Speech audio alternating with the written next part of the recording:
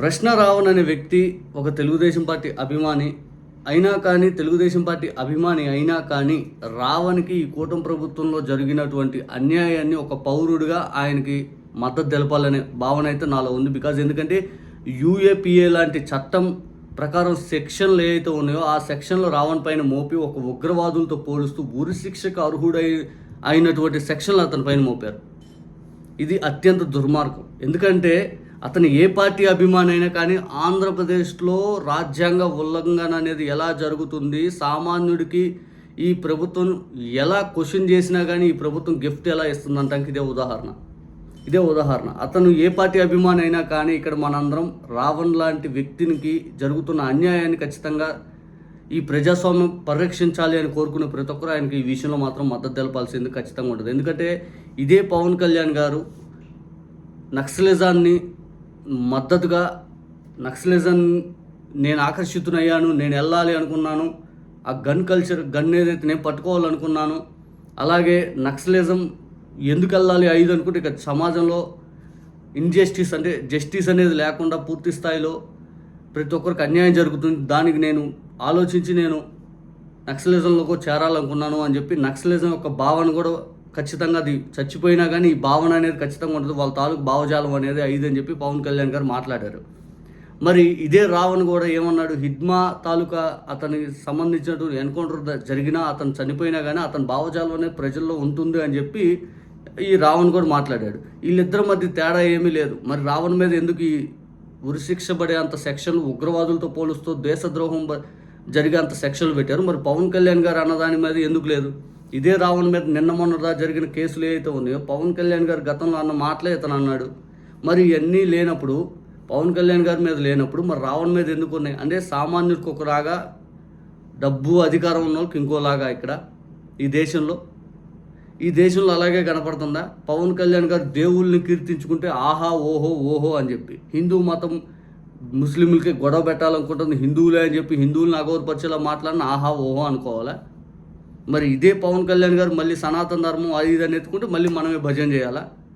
ఇదే పవన్ కళ్యాణ్ గారు నక్సలిజానికి మద్దతుగా మాట్లాడితే మనమే భజన చేయాలా? ఇదే పవన్ కళ్యాణ్ గారు 2019 ఎలక్షన్ ముందు పాకిస్తాన్ తోటి ఈ ఘర్షణ వాతావరణం ఉంటుంది, బాంబులు బ్లాస్ట్ అవుద్ది అది అని చెప్పి పవన్ కళ్యాణ్ గారు ఏ సమాచారంతో అన్నారని ఆయన మీద కేసు పెట్టారు?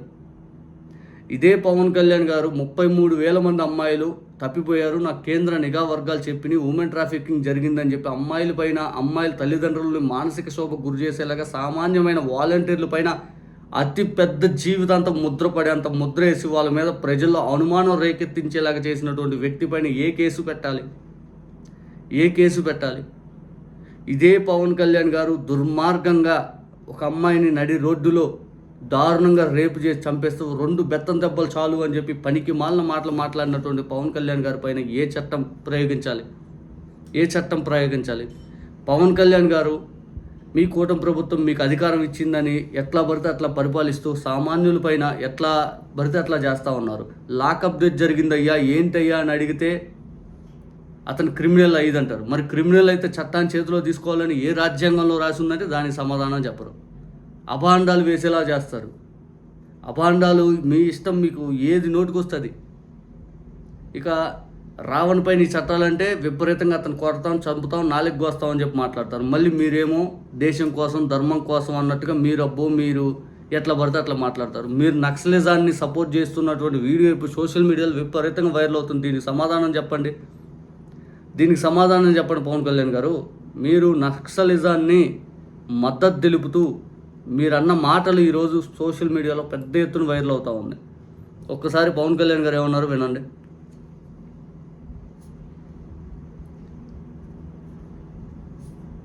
Even I entertained getting into Naxalites. You wanted to become a Naxal? One point of time when I was in late teens, yes.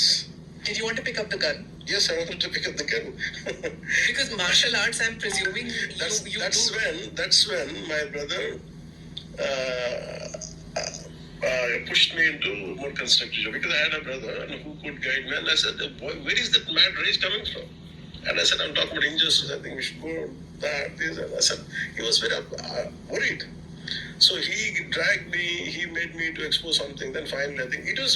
If I look at it, how long did that period last? I lasted for quite maybe since 17 to 19, 21. Yes, quite. That was age which we can jump in.